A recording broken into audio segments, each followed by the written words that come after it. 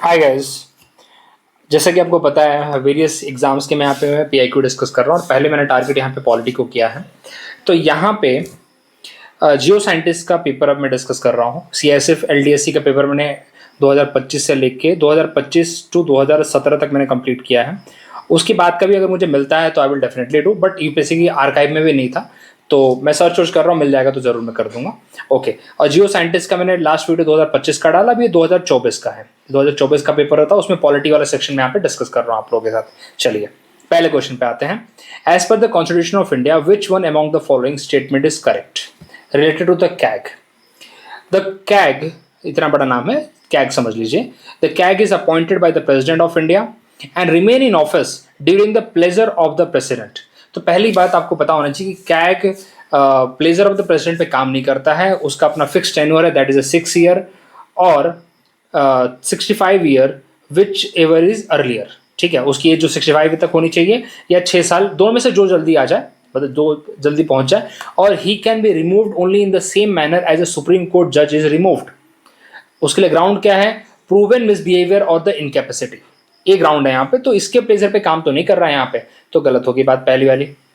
Administrative expenses of the office of CAG are charge upon the contingency fund. Contingency fund पे नहीं होता, that is on the consolidated fund पे यहाँ पे होता है। तो ये स्टेटमेंट भी गलत हो गया है यहाँ पे।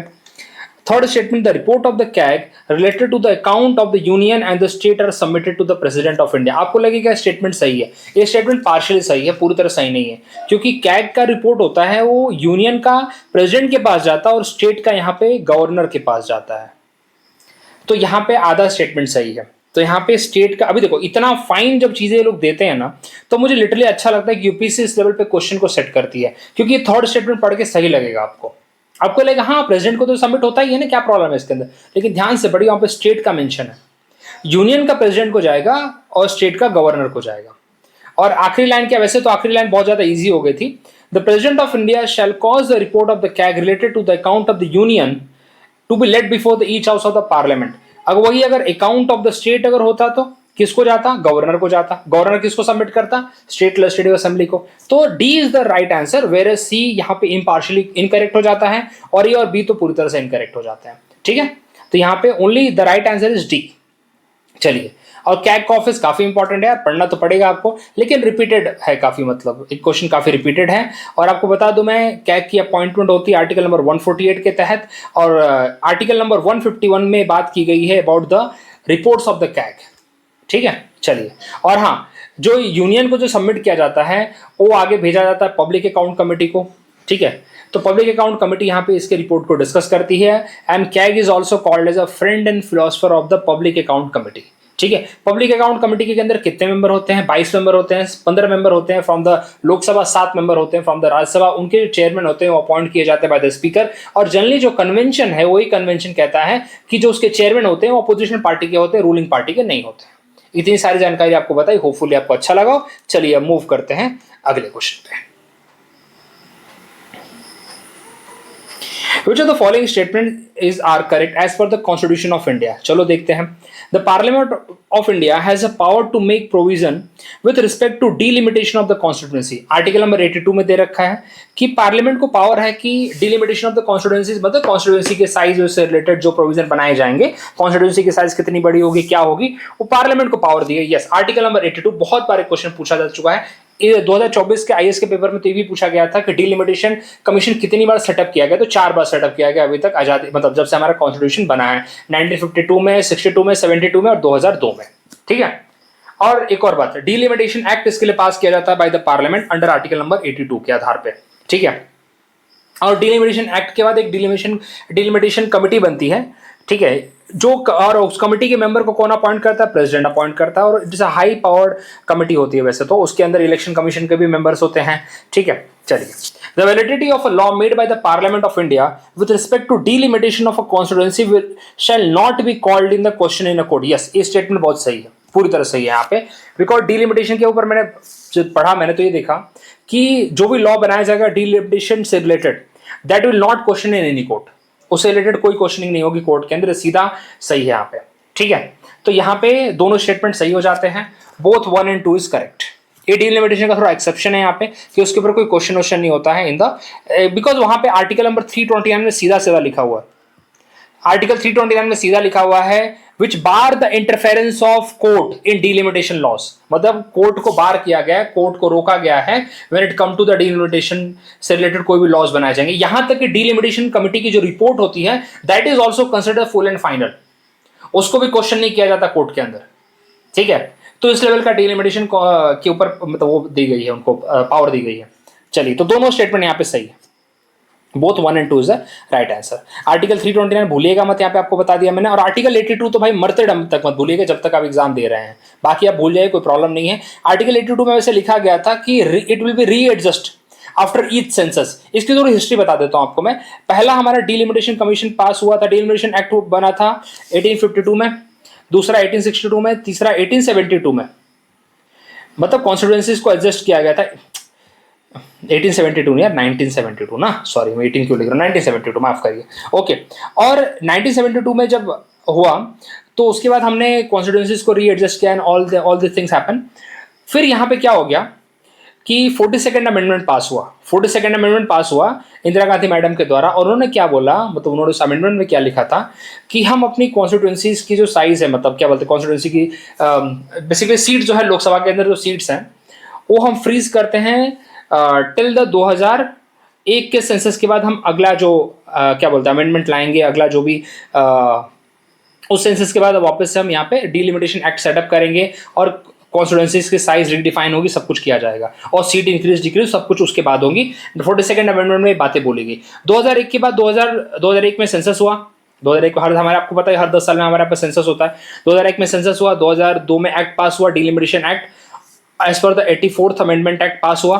और उसमें क्या बोला गया कि जो सीट्स हैं, जो लोकसभा के अंदर जो सीट्स हैं, ध्यान से सुनिए, वो एज इट इज उतनी रहेगी। कॉन्स्टिट्यूएंसीज की साइज यहाँ पे ऊपर नीचे की गई लेकिन सीट्स बढ़ाई नहीं गई। सीट जितनी 42nd अमेंडमेंट के बाद सेट की गई थी 543 सीट जो थी, आज भी उतनी की उतनी ही है। तो 42nd अमेंडमेंट के बाद जितनी थी आज भी उतनी है। तो अभी जो 84th अमेंडमेंट में क्या बोला गया कि अगला हम रीएडजस्टमेंट कब करेंगे, 2026 के बाद जो सेंसस होगा, 2026 के बाद जो सेंसस होगा उसके बाद हम रीएडजस्टमेंट करेंगे सीट्स का वापस से, या कॉन्स्टिट्यूएंसीज की साइज बढ़ाएंगे, जो भी करेंगे, but they will do the readjustment 2026 के बाद। इसलिए इन्होंने मालूम क्या किया, आपको बता देना चाहता हूं, इसलिए इन्होंने 2021 में सेंसस नहीं कराया, क्योंकि सेंसस है लोग अगर 2021 में करा देते तो अगला सेंसस 2031 में होता, तो इसका मतलब 2026 से लेकर 2031 5 साल का वापस गैप पड़ता। तो इन्होंने क्या किया, एक अच्छा गेम खेला है, 2021 में सेंसस ही नहीं कराया। ऑल द कोरोना का रीजन था, मानता हूं मैं, 2022 में करा लेते, नहीं कराया। अब 2027 में कराएंगे, मुझे पता है 2026-27 में लोग कराएंगे सेंसस और उसके बाद अपने सीट एडजस्ट करेंगे। ये मैं जानता हूं ना इन लोगों को, जैसे कि अगला इलेक्शन जब आएगा तो उसमें डायरेक्टली, अगला इलेक्शन कब आएगा, 2024 में इलेक्शन हुआ, अभी अगला इलेक्शन 2029 में होगा। कितना फायदा होगा ना, इसलिए इन्होंने गेम खेला है। तो 42nd अमेंडमेंट भूलिएगा मत और ना ही 84th अमेंडमेंट भूलिएगा, ठीक है। और आज भी हमारी जो सीट है 543 जो सीट्स रखी गई हैं लोकसभा में, वो आपकी 1972 के बाद जो रीएडजस्टमेंट हुआ था उसी बेसिस पे अभी भी, मतलब बढ़ाई नहीं गई, मेरा बोलना बढ़ाई नहीं गई अभी तक, ठीक है। 2002 में सीट नहीं बढ़ाई गई, कॉन्स्टिट्यूएंसी की एरिया यहाँ पे इंक्रीज किए गए, बस और कुछ नहीं किया गया। चलिए आगे बढ़ते हैं, काफी कुछ बता दिया आपको मैंने। अब यहाँ पे देखते हैं, ये बहुत अच्छा क्वेश्चन है यहाँ पे, related to the schedule tribe and schedule caste से रिलेटेड, ठीक है, जो कि आर्टिकल नंबर 338 इससे रिलेटेड है, ठीक है। A special provision was made in the constitution of India by the constitution 89th amendment act 2003 to establish a national commission for schedule tribe. Yes, starting में हमारे यहाँ पे सिर्फ national commission for schedule caste था बस, वैसे तो इससे पहले सिर्फ एक ऑफिसर हुआ करता था, फिर उसके बाद एक बॉडी बनाई इन्होंने जो कि national commission for schedule cast and schedule tribe दोनों के लिए थी, आर्टिकल नंबर 338 के तहत। लेकिन 89th अमेंडमेंट के बाद इन्होंने क्या किया, एक सेपरेट बॉडी बना दी under article number 338 for the schedule caste of for the schedule tribe, sorry for the schedule tribe. तो वो बात सही है। A national commission for backward class, national commission for minority and national commission for schedule caste are constitutional bodies. तो देखो यहाँ पे आपको लिटरली लगेगा क्वेश्चन सही है, तो यहाँ पे ध्यान दो। वैसे मैंने पूरा क्वेश्चन पढ़ा नहीं, बट अभी तक सिर्फ इतना ही बोला है। देखो पहला वाला तो ट्रू है, स्टेटमेंट ट्रू है। अगला वाला क्या बोला, national commission for backward class, ये तो सही है क्योंकि 102nd अमेंडमेंट के बाद हमने यहाँ पे आर्टिकल नंबर 338B के तहत इसको बनाया है, ये बात सही है। National commission for minority is not a constitutional body. National commission for schedule cast, ये तो आर्टिकल नंबर 338 के अंदर आता है, ये बात भी सही है। तो minority is not a constitutional body, it is a statutory body. तो यहाँ पे क्या बोला, कॉन्स्टिट्यूशनल बॉडी बोला, तो ये गलत हो गया। National commission for women is not a constitutional body, ये तो ट्रू है। तो अब देखिए क्या क्वेश्चन पूछा है, विच of the following statement is not true. तो पहला तीसरा तो ट्रू है ना, तो ट्रू इज नॉट ट्रू, तो आंसर इज ट्रू ओनली, बात खत्म। चलिए आगे बढ़ते हैं।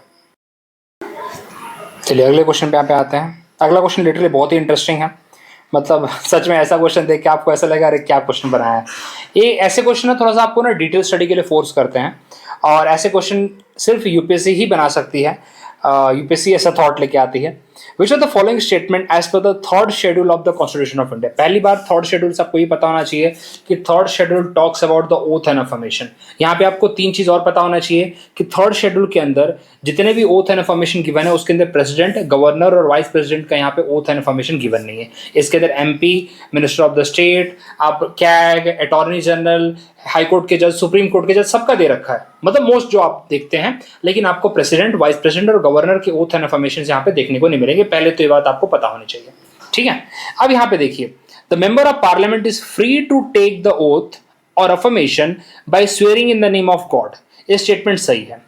ये बात मुझे भी पहली बार जब मैंने पढ़ा तो मेरे को थर्ड शेड्यूल वापस से देखने की जरूरत पड़ी, बिकॉज हम इस चीज को नोटिस नहीं करते। हम थर्ड शेड्यूल में देखते हैं कि क्या चीज है, तो आप थर्ड शेड्यूल खोल के देखिए, नेट पे चेक करिए थर्ड शेड्यूल, ठीक है। पूरा पीडीएफ आपको 2 पेज का मिल जाएगा, क्योंकि आप सीधा आपको मिनिस्ट्री ऑफ एक्सटर्नल अफेयर की वेबसाइट या कोई तो भी एक मिनिस्ट्री की वेबसाइट पे आपको डायरेक्टली पीडीएफ मिल जाएगा उसका। आप खोल के देखिए, उसमें आपको दिखेगा कि swearing in the name of God दिया हुआ है। A judge of the Supreme Court has to take the oath or affirmation by swearing in the name of Constitution of the India। पहली बात, ये भी यहाँ पे swearing in the name of God ले सकते हैं, और ले सकते हैं, लिया जा सकता है। यहाँ पे ये जरूरत नहीं है कि नेम ऑफ द कॉन्स्टिट्यूशन से ले, तो swearing in the name of God दोनों के लिए। वैसे तो मैंने देखा जितने भी वहाँ पे ओथ इन्फॉर्मेशन दिए हैं सब में यहाँ पे swearing in the name of God दिया हुआ है। तो ये वाला स्टेटमेंट रॉन्ग हो जाता है, ये वाला स्टेटमेंट राइट है। ये आपको ऐसा क्वेश्चन फोर्स करता है कि आप जितने भी शेड्यूल्स हैं उसको थोड़ा डिटेल में देखें, क्योंकि लैंग्वेजेस के ऊपर उन्होंने इतने क्वेश्चन पूछ रखे कि आप 8th शेड्यूल को डिटेल में पढ़ते हो, आप 10th शेड्यूल को डिटेल में पढ़ते हो, आप 9th शेड्यूल को भी डिटेल में पढ़ते हो, और 11th और 12th को तो पढ़ते ही पढ़ते हो। लेकिन कुछ शेड्यूल हैं जो आप डिटेल में नहीं देखते, जिसमें आपका एक आता है शेड्यूल नंबर 3 और शेड्यूल नंबर 2। शेड्यूल नंबर 3 आपके लिए ओथ एंड इन्फॉर्मेशन की बात करता है, जो आप इग्नोर कर देते हैं, और 2 यहाँ पे बात करता है सैलरी और अलाउंसेस के ऊपर, जो आप देखते भी नहीं है, सिर्फ नाम पता है आपको। तो थोड़ा इसको देख लीजिए, क्योंकि देखो शेड्यूल आप 7 देखोगे, बिकॉज यहाँ पे तीनों लिस्ट के बारे में बात होती है। शेड्यूल 5 और 6 तो आपको देखना ही देखना, आप देखते ही हो, उसमें कोई डाउट नहीं है, ठीक है। शेड्यूल 8 तो लैंग्वेज के ऊपर है, इसके ऊपर तो दुनिया भर के क्वेश्चन हर जगह मिल जाते हैं, इस वीडियो में भी मिलेगा आपको, तो ये भी आप देखते हो, मानता हूं मैं। शेड्यूल 9 जो है आपका laws which are related to the क्या बोलते हैं, देयर आर सर्टन लॉज जो पुट करके रखे गए हैं इन द 9th शेड्यूल, वो आप देखते हो, वो भी कभी कभी आप खोल के देख लेते हो। 10th शेड्यूल एंटी डिफेक्शन से वो तो पढ़ते हो, तो पूरा पढ़ना पड़ता है। 11th और 12th पंचायती राज और म्युनिसिपैलिटी, वो भी पूरा पढ़ते हैं हम लोग। तो हम 2 और 3 को कहीं ना कहीं छोड़ देते हैं, तो उन्होंने इसीलिए क्वेश्चन बना के दिया कि चलो तुम जो छोड़ते हो उसको हम क्वेश्चन पूछेंगे, ठीक है। तो जरा इसको देखिए, ये बहुत अच्छे क्वेश्चन है, बहुत अच्छा क्वेश्चन मुझे लगा, क्योंकि जो ऐसे क्वेश्चन आपको फोर्स करे आगे पढ़ने के लिए मतलब और डिटेल में पढ़ने के लिए, तो यार वैसे क्वेश्चन हमेशा अच्छे होते हैं। और आई एम वेरी हैप्पी कि इस तरह के क्वेश्चन पूछे जाते हैं, फालतू के क्वेश्चन नहीं पूछे जा रहे, ठीक है। तो इसको आप थोड़ा देखिए, ओके। चलिए, दोनों स्टेटमेंट ऐसे, सॉरी सेकंड वाला गलत है, पहला वाला सही है, ठीक है। आगे बढ़ते हैं। देखो, swearing in the name of God ही है वैसे, और सोलली इन्फॉर्म, ये 2 लाइन यहाँ पे लिखी हुई है, बाकी और कुछ नहीं लिखा हुआ है, ठीक है। देखो यही लिखा हुआ है बस, ओके।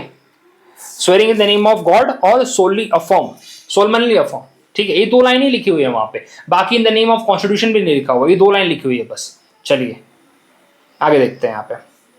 अभी यहाँ पे which of the following is not correct as per the constitution of India. Again काफी अच्छा question. National commission for minorities appoint a special officer for linguistic minorities, ये बात वैसे सही लग रही है मुझे, ठीक है। It shall be duty of the union to develop the Hindi language as the medium of expression for all the element of composite culture of India। अब थोड़ा सा दिमाग में रखेंगे इस बात को।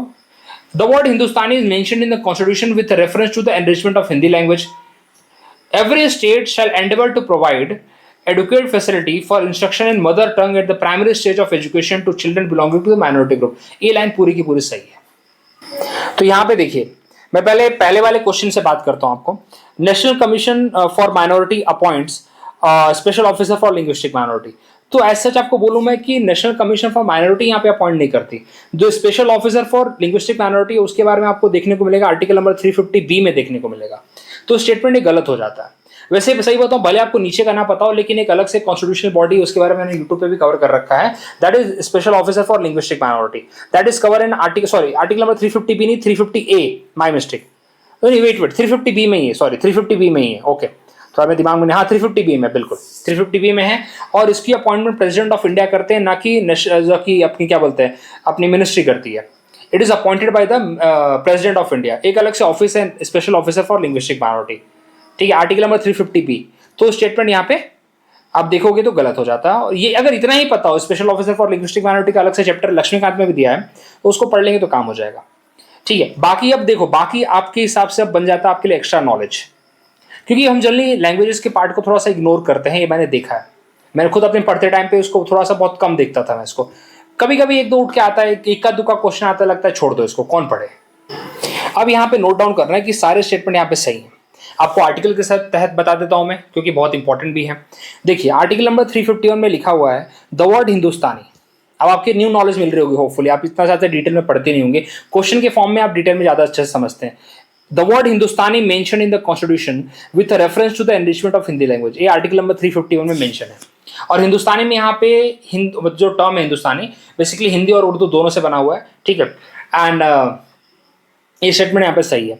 ये वाला तो आपको बता ही दिया था मैंने कि वाला आर्टिकल वैसे बताऊं 350B के तहत ऐड किया हुआ है कि आप मदर लैंग्वेज में मदर टंग में बच्चों को प्राइमरी स्टेट में बताया जाएगा। ये तो आर्टिकल 350 में मेंशन है, और ये बहुत बार क्वेश्चन पूछा हुआ है, ये स्टेटमेंट ना बहुत बार पूछा हुआ है, इसलिए मैंने डायरेक्टली बोलता था तो वैसे भी सही है, क्योंकि इतनी बार इसको एग्जाम में मैंने देख लिया था डी वाला स्टेटमेंट, ठीक है। सी वाले स्टेटमेंट को मैंने नहीं देखा था, इसलिए मुझे डाउट पर रखा था मैंने इसको, लेकिन फिर ध्यान दिया कि ए वाले में ही गलती है। उसके बाद it shall be duty of the union to develop a Hindi language as a medium of expression in all the element. देखो हम यहाँ पे कहीं ना कहीं हिंदी को प्रमोट करने की बात तो कॉन्स्टिट्यूशन में भी हमने कर रखी है, इस बात को हम इग्नोर नहीं कर सकते। तो yes, it is a duty of the union to promote the spread of Hindi language, ठीक है। तो इसीलिए बाकी स्टेट के थोड़े चिड़े हुए रहते हैं, ठीक है, स्पेशली सदर्न वाला स्टेट। बट यस, ये वाला सही है, बी वाला सही है, डी वाला भी मैं पूरी तरह सही था, मुझे सी और ई वाले में डाउट था। लेकिन देन आई रियलाइज कि special officer for linguistic minority के अपॉइंटमेंट प्रेसिडेंट साहब करते हैं, ना कि यहाँ पे क्या बोलते हैं नेशनल कमीशन फॉर माइनॉरिटी करता है, क्योंकि नेशनल कमीशन फॉर माइनॉरिटी यहाँ पे एक नॉन कॉन्स्टिट्यूशनल बॉडी, अभी तो हमने ऊपर पढ़ा, तो how they can appoint a constitutional officer. समझ में आ रही बात आपको? इसलिए गलत लाइन हो जाती है। थोड़ा सा भी अगर दिमाग लगाते तो ये पहला लाइन ही गलत मिल जाता, और फिर आपको सी में, मेरे जैसे सी में सोचने की जरूरत नहीं पड़ती। बट चलिए आगे बढ़ते हैं यहाँ पे, ठीक है। अब इस बात को आप दिमाग में रखेंगे अभी सी वाले को। बाकी तो आपको दो और बी और डी तो बिल्कुल याद रहना चाहिए, बिकॉज वो हमने बहुत बार पढ़ा भी होता है। आइए अगले क्वेश्चन पे। ये वाला बहुत अच्छा क्वेश्चन मुझे लगा, वेरी वेरी इंपॉर्टेंट। और ये क्वेश्चन मैंने ना एक बार यूके पीसीएस, मतलब उत्तराखंड पीसीएस के पेपर देख रहा था, बहुत पहले की बात है, तब मैंने देखा था। ये रिपीटेशन है वैसे, लेकिन पीसीएस में क्वेश्चन पूछा जा चुका है, ठीक है। तो देखो हीबस कर्पस तो नहीं है, इतना मैं जानता हूं, तो इसका आंसर है ऑडी अल्ट्रम पार्टन। ये देखो अभी थोड़ा डिफिकल्ट हो जाता है, बिकॉज कुछ की टर्म पे क्वेश्चन आ गए हैं, ठीक है। No person shall be condemned unheard, मतलब सबको सुना जाना चाहिए, तो इसको बोलते हैं ऑडी अल्ट्रम पैटर्न। ये थोड़ा सा ना क्या बोलते हैं, टर्म्स होते हैं जो लीगल टर्म्स हैं, जो ज़्यादा करके आप न्यूज़ में सुनते हो, न्यूज़ में आने वाले टर्म्स हैं वैसे, ठीक है। तो actually principle of natural justice पे वर्क करता है, मतलब सबको सुना जाना चाहिए, ओके, और फेयरनेस होना चाहिए लीगल सिस्टम में, तो पर्पज यहाँ पे इसके बारे में बात करता है। उसके बाद हीबस कर्पस तो आपको पता ही है, हमारा रिट जुरिस्डिक्शन भी है एक, we shall have the body or bring the body, okay, produce the body, ठीक है। तो और ये थोड़ा ये वर्ड इसलिए भी पढ़ लो क्योंकि आजकल सीडीएस और एनडी में एक अलग टाइप के क्वेश्चन आने लगे, डिराइव्ड वर्ड से क्वेश्चन आता है, तो जरूरत है कि मतलब कोई जरूरत नहीं है कि ये लोग यहाँ से नहीं पूछ सकते, यहाँ से भी ये लोग पूछ सकते हैं, कोई बड़ी बात नहीं है इनके लिए, ठीक है। ये लोग कभी कभी सू मोटो पूछते ही हैं, लास्ट टाइम उन्होंने पूछा था, ओके। तो यहाँ पे हीबस कर्पस और ऑडी अल्टरनेट पैटर्न आपको पता होना चाहिए। नॉन बिस इडेम जो है, इसका मतलब होता है not twice for the same thing, ठीक है, मतलब एक तरह से डबल जियोपार्डी को रोकता है। डबल जियोपार्डी आपको आर्टिकल नंबर 20 में मिल जाएगा, ठीक है, डबल जियोपार्डी। उसके बाद ऑट्रीफोइस कॉन्विक्ट, ऑट्रीफोइस कन्विक्ट मतलब एक प्रीवियसली जो कन्विक्टेड पर्सन है, तो इसका मतलब ये है कि जो पर्सन एक बार कन्विक्ट हो चुका है तो उसको दूसरी बार वापस से सेम ऑफेंस के लिए कन्विक्ट ना किया जाए। तो ये आर्टिकल नंबर 20 में दोनों के बारे में दिया हुआ है, ऑट्रोफिस कॉन्विक्ट और नॉन विस इंडेम। तो दोनों का मीनिंग लिख लीजिए यहाँ पे। ऑट्रोफिस कॉन्विक्ट का मतलब होता है previously convicted, if a person can not B tried for the same offence twice, और इसका मतलब होता है डबल जियोपार्डी, ठीक है, not twice for the same thing. चलिए तो जरा इसको देख लेंगे आप लोग, आपको भी नहीं यहाँ पे मिल जाएगा, चिंता मत करिए।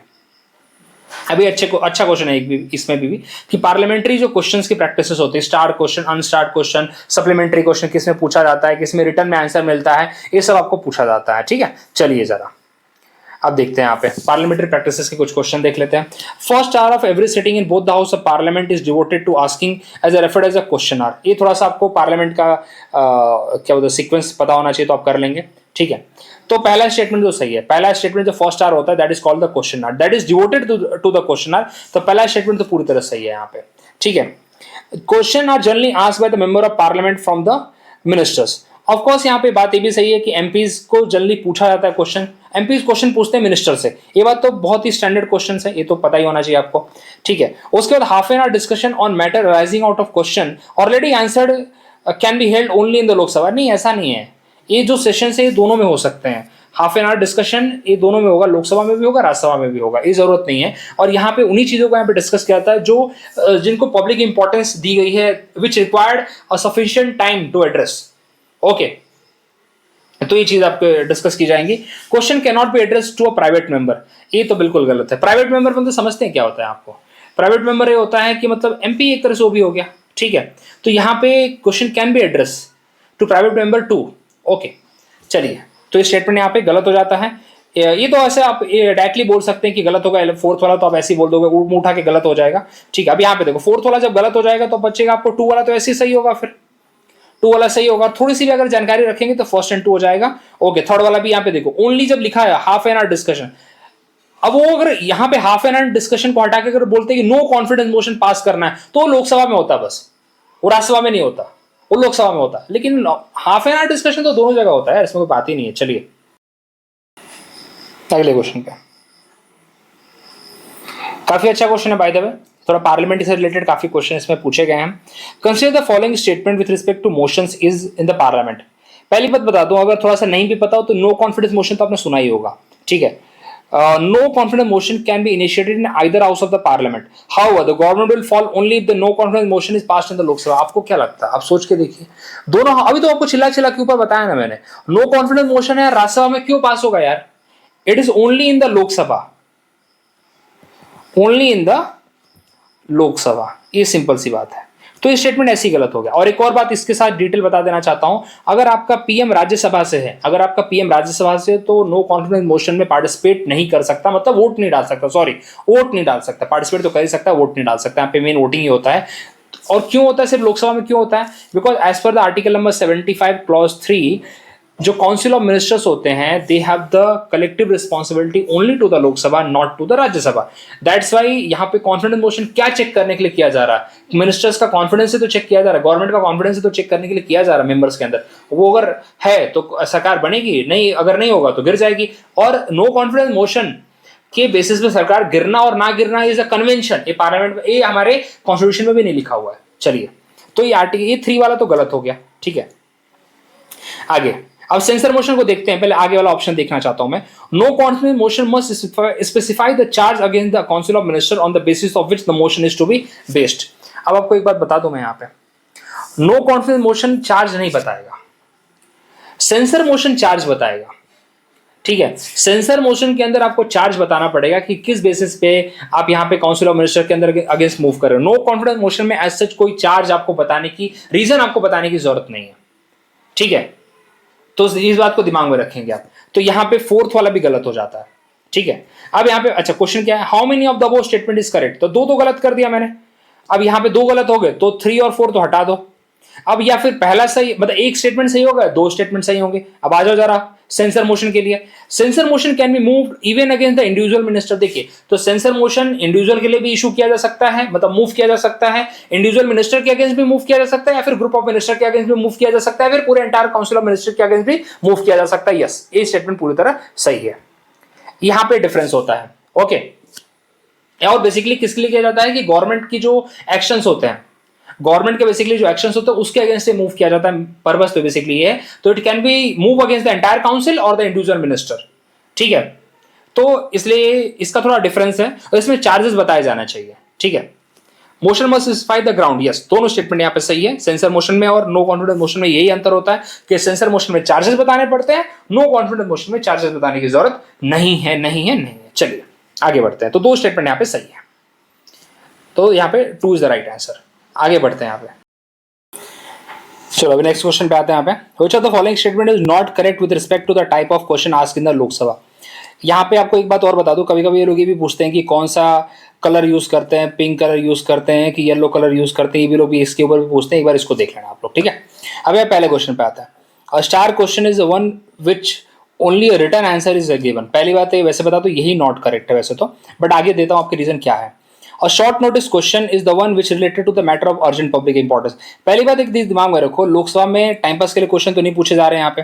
लोकसभा में जो भी क्वेश्चन पूछे जा रहे हैं और आंसर दिए जा रहे हैं उसका पब्लिक इंपॉर्टेंस तो है तभी पूछा जा रहा है। अब ये तो नहीं कि वहाँ पे रील चल रही है, टाइम पास की चीजें चल रही है कि यहाँ पे क्वेश्चन इसके ऊपर पूछे जाएंगे, तो ये तो हर जगह पे लागू हो जाएगा अर्जेंट पब्लिक इंपॉर्टेंस वाला मैटर। तो वैसे भी सही है। शॉर्ट नोटिस क्वेश्चन में रिटर्न आंसर्स होते हैं, बाय द वे आपको बता दूं मैं, क्योंकि तभी तो शॉर्ट नोटिस क्वेश्चन है, ठीक है। उसके अंदर unstar question is the one which an oral answer is not given. तो ये बात सही है वैसे, अनस्टार क्वेश्चन में आप पे ओरल आंसर देने की जरूरत नहीं पड़ती, उसके लिए written answer is okay. Non supplementary question can be asked on an as unstar question, ये बात यहाँ पे सही है। तो पहले स्टार क्वेश्चन पे देखते हैं, स्टार क्वेश्चन क्यों गलत था। पहले star question is one which only a return answer is given. तो पहली बात भाई देखो, ये होता है स्ट्रेट फॉरवर्ड क्वेश्चन, ये ओरल क्वेश्चन होते हैं और इस पर ओरल आंसर होते हैं, ओके। और यहाँ पे सप्लीमेंट्री क्वेश्चन भी अलाउ है। ये ब्रिटिश पार्लियामेंट तो है नहीं कि हम ब्रिटिश पार्लियामेंट के अंदर रह रहे हैं, जो आंसर हमें मिलेगा हम मान लेंगे। तो इसके अंदर क्या होता है कि आपसे अगर पूछा जा रहा है, मतलब किसी एमपी ने किसी मिनिस्टर को पूछा, तो मिनिस्टर जो भी आंसर करेगा तो MP can cross question it, इसका मतलब ये होता है यहाँ पे, ठीक है। शॉर्ट नोटिस क्वेश्चन की अगर जब हम बात करते हैं यहाँ पे, तो यहाँ पे एक नोटिस दिया जा रहा है, मिनिमम यहाँ पे 10 दिन की रिक्वायरमेंट होती है, 10 दिन पहले आपको नोटिस देना पड़ता है, ठीक है। और कंसर्न मिनिस्ट्री को देना पड़ता है जिससे आपको क्वेश्चन आंसर पूछना है, ठीक है। तो ये बात है यहाँ पे। और अनस्टार जो क्वेश्चन होता है यहाँ पे आपके लिए नॉट गिवन, मतलब यहाँ पे रिटर्न आंसर आपको चाहिए। चलिए ये सब चीज़ें यहाँ पे बस 2-3 बार देख लेना है, इतना बहुत रेयरली मैंने इसके क्वेश्चन देखा है। सीडीएस एनटी में तो बहुत रेयर इसके क्वेश्चन देखे, एक का दुक्का कभी कभी 4-5 साल में एक बार आ जाता है क्वेश्चन, ज़्यादा नहीं आता, ठीक है। ऑल्दो इस क्वेश्चन इस पूरे पेपर में मैंने देखा कि इससे रिलेटेड काफ़ी क्वेश्चन पूछे पार्लियामेंट से रिलेटेड। चलिए अगले क्वेश्चन पे आते हैं। आप आराम से इसको पढ़ लेना, मैं पीडीएफ शेयर कर दूंगा आपको, इतना ज़रूरत नहीं है इसको। ये देखो सबसे इंपॉर्टेंट यही है यहाँ पे। अब पहली बार मैंने नोटिस किया कि इंडियन पॉलिटी के अंदर भी ये लोग क्रोनोलॉजिकल ऑर्डर क्वेश्चन दे रहे हैं। ज़्यादा करके वो लोग क्रोनोलॉजिकल ऑर्डर हिस्ट्री में देते हैं, कभी कभी ये लोग इकोनॉमिक्स में भी दे देते हैं, लेकिन हिस्ट्री में तो रेगुलरली ये लोग क्वेश्चन देते हैं। अब ये लोगों ने इसमें भी चालू कर दिया हमारे पॉलिटी के अंदर भी। ये थोड़ा सा नया मुझे एक चीज़ दिखी है इसके अंदर। Passage of anti defection law by the parliament of India, ये हुआ था 1985 में, अगर आपको पता होगा 52nd अमेंडमेंट है। Mizoram was made the state, ये आपको अगर मेरे 2-3 वीडियो पहले ही मैंने डाला था कि मिजोरम को, गोवा को, अरुणाचल प्रदेश को 1987 में स्टेटहुड का दर्जा दिया गया था। और Mizoram was initially from 1972 to 1987, Mizoram यहाँ पे क्या था, मिजोरम हमारा एक यूनियन टेरिटरी था, मिजोरम और अरुणाचल प्रदेश। और गोवा एंड दमन एंड दीव दोनों को कंबाइन एक ये दे रखा था, इसका दर्जा दे रखा था, यूनियन टेरिटरी का दर्जा दे रखा था। 1997 में गोवा एंड दमन एंड दीव में से गोवा को निकाल के स्टेटहुड दे दिया। Voting age was reduce from 21 से 18 एज, इस 61st अमेंडमेंट के बाद हुआ था, और ये हुआ था 1988 के अंदर, ठीक है। Maithili was added the 8th schedule of the Indian constitution. तो आपको पता होना चाहिए बोडो, डोंगरी, मैथिली और संथाली ये ऐड किया गया था हमारा 92nd अमेंडमेंट के बाद। तो इसके लिए आपका ईयर हो जाता है 1992 में हुआ था, ठीक है। चलिए तो चलो अब इसको आप अरेंज कर सकते हो, और ऐसे क्वेश्चन आए तो सरप्राइज नहीं होना, क्योंकि देखो ये अलग से हर एक बार, मतलब अलग से ही इन सब क्वेश्चन के ऊपर, मतलब इन सब पॉइंट के ऊपर क्वेश्चन पूछा जा चुका है। एंटी डिफेक्शन के ऊपर हजारों बार इन्होंने क्वेश्चन पूछा है। एक बार आईएएस के बारे में इन्होंने पूछा था कि अमेंडमेंट कौन सा था, एक बार उन्होंने ईयर भी पूछ रखा है। तो थोड़ा सा इन चीज़ों को दिमाग में रखियो, ठीक है। ये यहाँ पे कितनी बार पूछ रखा है, मैथिली, डोंगरी, संथाली, ये जो लैंग्वेजेस ऐड की गई थी कौन से ईयर में ऐड की गई थी, कौन सा अमेंडमेंट था, तो इसका आंसर था 92nd अमेंडमेंट, ठीक है। इस साल आई थिंक मुझे याद है अभी 2025 का जो पेपर हुआ सीडीएस के अंदर, उन्होंने पूछा था कि सबसे न्यू लैंग्वेज कौन सी ऐड हुई है। ये तो कितनी बार आपको बता चुका हूँ मैं। तो 4 लैंग्वेज जो सबसे रिसेंट में ऐड हुई थी, ऑल्दो वो 1992 में हुई थी, लेकिन सबसे लेटेस्ट का जो अमेंडमेंट है लैंग्वेजेस के अंदर वो यही है। इसके बाद अभी तक ऐसा कोई अमेंडमेंट नहीं हुआ है जिसके थ्रू हमने 8th शेड्यूल के अंदर कोई लैंग्वेजेस ऐड की हो। तो ये क्वेश्चन भी बनता है। ठीक है, तो आपको बता चुका हूँ 21st अमेंडमेंट, 71st अमेंडमेंट, और दोनों को जब ऐड करोगे तो 92nd अमेंडमेंट आ जाएगा। ये 3 अमेंडमेंट हो रखे हैं हमारे 8 शेड्यूल के अंदर। 21st में हमने सिंधी ऐड किया था, 71st में हमने नेपाली कोकनी और आई थिंक एक और लैंग्वेज ऐड की, देख लेना आप लोग, ठीक है। और 92nd में हमने क्या किया है, मैथिली, डोंगरी, संथाली और देखो दिमाग से इसके पूरा एक और language, but just remember that, ये सब आपको बता रखा है मैंने, एक बार देख लेना आप लोग, ठीक है। चलिए अब इसको हाँ अरेंज कर लो। यहाँ पे सबसे पहले कौन सा आएगा, सबसे पहले आपका मिजोरम मीड स्टेट या फिर पैसेज ऑफ एंटी डिफेक्शन, इससे क्रोनोलॉजिकल ऑर्डर में अगर देखा जाए, सबसे पहले यहाँ पे जैसे अपने 1 आएगा आप एंटी डिफेक्शन वाला। उसके बाद मिजोरम को एज 1987 में बनाया गया था। उसके बाद 1988 में 61st अमेंडमेंट हुआ था हमारा। और फिर यहाँ पे आपका ये देखो, तो ये देख लेना आप लोग, ठीक है। चलिए आई थिंक यही होगा ना यहाँ पे, कि और कौन सा होगा, 2, 3, 1 फॉर क्रोनोलॉजिकल ऑर्डर, तो यही है यहाँ पे। दस वेट, तो यहाँ पे ई क्यों दे रखा है यार, ये तो आंसर 1, 2, 3, 4 लग रहा है यहाँ पे, ठीक है। तो 1, 2, 3, 4 ही होगा यहाँ पे, आंसर ये वाला गलत है, ठीक है, जो यहाँ पे दिया हुआ है। चलिए तो ये था पूरा। अभी यहाँ पे जियो साइंटिस्ट का जो पेपर में था, जीएस के पेपर में इतने ही क्वेश्चन थे जो पॉलर चाहिए और, अच्छा ये रिपीट हो गया, मेरे से देखा मैंने, रिपीट हो गया, ठीक है। बट ये वाला क्वेश्चन भी आपको समझा चुका हूँ मैं, ओके। और तो यहाँ पे क्वेश्चंस नहीं है। और जियो साइंटिस्ट में देखे मैंने कि अराउंड 7 से 8 क्वेश्चन यहाँ पे पॉलिटी के पूछे जा रहे हैं और काफ़ी अच्छे क्वेश्चन पूछे जा रहे हैं। आपने खुद देखा यहाँ पे कि उन टॉपिक्स को यहाँ पे टच किया जा रहा है जो कि जनरली हमें सीडीएस एनडीए में देखने को नहीं मिलता है, वो टॉपिक्स को ये लोग क्वेश्चन पूछ रहे हैं। और सेम सीआईएसएफ के जो एलटीएससी में भी जो आपको क्वेश्चन मैं करा रहा हूँ, उसके अंदर भी सिमिलर काइंड का मैंने नेचर देखा है। और स्पेशली यहाँ पे आपने देखा कि 3rd शेड्यूल के ऊपर उन्होंने क्वेश्चन पूछा था, वो लिटरली बहुत अच्छा क्वेश्चन था अपने आप में। चलिए सो मिलते हैं अगले वीडियो में, थैंक यू वेरी मच।